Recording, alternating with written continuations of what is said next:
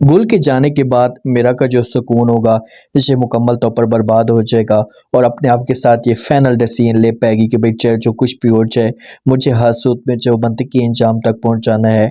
इन लोगों की सारी असलियत जो वो सबके सामने खोल कर रखनी है।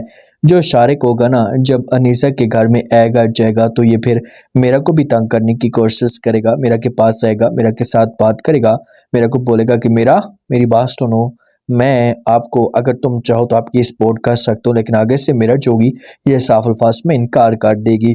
ऐसे बोलेगी कि अब आपने अगर कोई भी ऐसी बात की तो आपके लिए अच्छा नहीं होगा।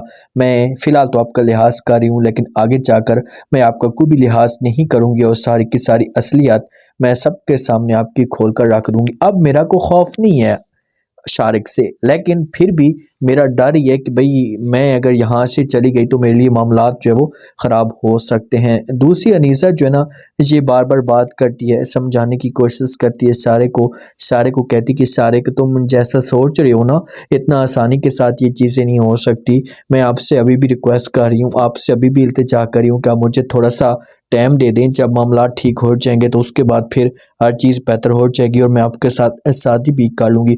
सारिक जोगन ऐसे अनीसा को साफ अल्फाज में इनकार कर देगा।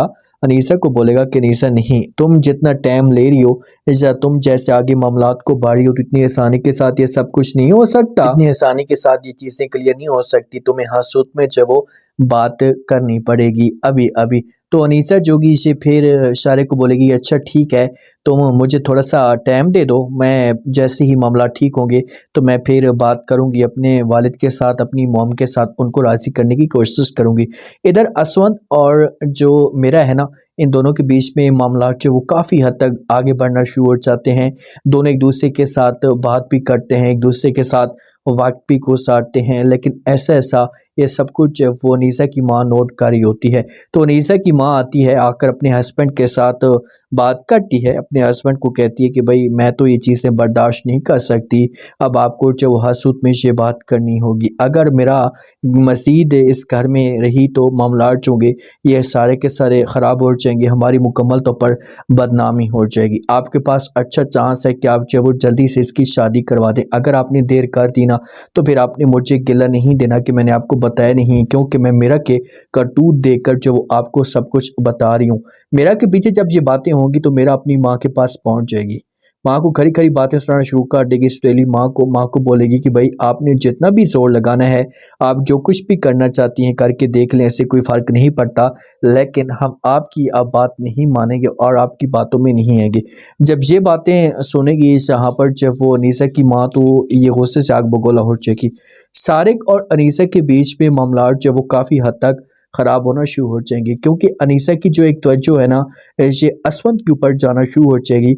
इसके दिल में ऐसा ऐसा असवंत का एक मकाम, एक जगह जो वो आना शुरू हो जाएगी। तो इस मामले पे सारिक जो है छोटी छोटी बात पे गुस्सा करेगा, जैसे अनीसा को डांटेगा तो अनीसा जो अपने आप को दूर करना शुरू कर देगी और एक लम्हा ऐसा आएगा कि ये इतना दूर हो जाएगी सारिक से कि फिर इन दोनों की बात भी कम होना शुरू हो जाएगी।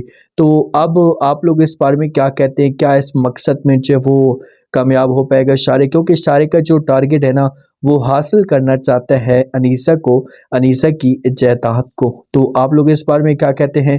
अपना फीडबैक लाजमी दें और चैनल को भी लाजमी सब्सक्राइब कर दें। शुक्रिया।